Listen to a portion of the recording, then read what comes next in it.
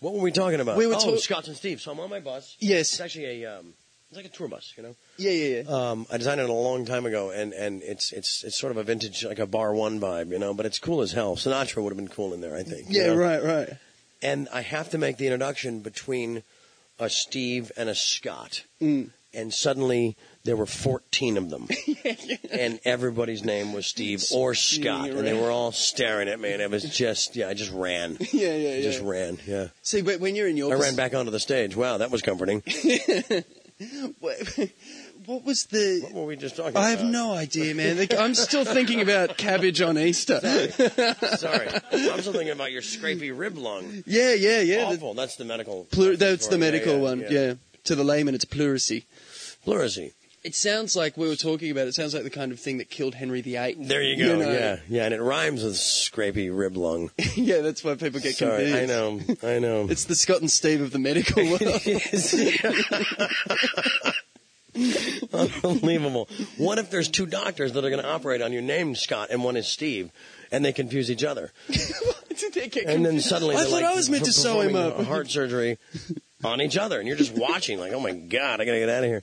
Yeah, this interview has just gone completely down. That's all right. At least we're talking about fun stuff. We are having fun. Well, that's the thing. What's your relationship like with the media now? Like, how do you say it? Do you... They love me. But I mean, they just love me. It's a big warm hug. Before doing this, it's like a nude jacuzzi.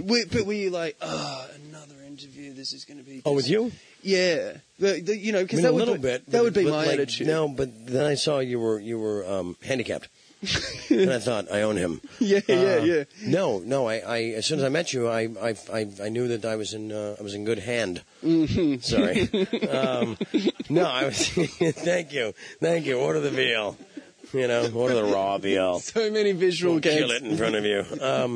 No, I could tell immediately that we weren't going to be talking like that ridiculous thing about what was it like. Yeah. What was that moment like when you hit rock bottom? What did I say? I said rock bottom. What is that, a fishing term? Yeah, remember that? Yeah. That lady, I mean, she tried, but she didn't have the skill set to, really get anywhere close to what I was talking about. She wouldn't follow anything up. Like, I could have rolled out, Dead Rabbit in a cabbage bowl, and she'd have been like, so what did your father have to say? And I'm like, how did you miss that? Yeah, That's the greatest thing ever spoken. But there is a part of it where they hear those things, like I was saying before, and they just go, oh, okay, there's the grab. We'll put that on the promo. Yeah. That'll get people saying, Charlie Sheen's crazy. This is the thing. Yeah. They're already doing their bookends. Yeah. Their wraparounds. Yeah. They're judgmentally dripping voiceover. Do they teach that in Loser Speak Academy? I went there. Did you? I dropped out after the first semester. All I got to was pretentious no, which is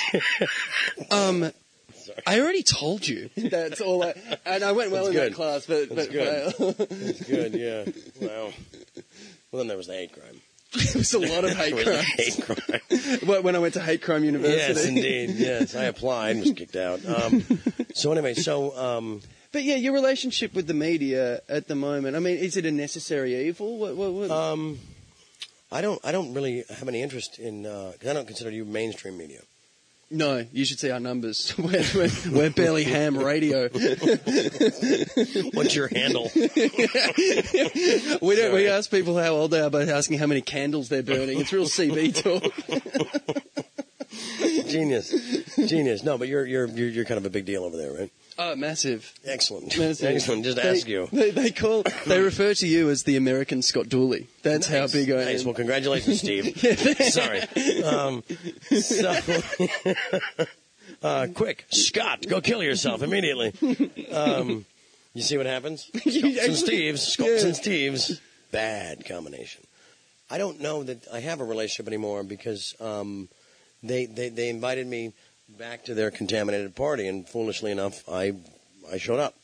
But I think it all worked out because they gave me the platform to launch a lot of the insanity or absurdity. Yeah. And it wasn't like I was really believing that if you it's a drug called Charlie Sheen. If you take it, you'll face will melt off and your children will weep over your exploded body. Yes, it's brilliant. Yeah. But it's not about that. It's about the imagery, but it's about also all those bitchin' words sounding cool all put together, and it's not about shock value, ooh, this will shock them. It's just about just not having any interest in speaking like everybody else because it's boring.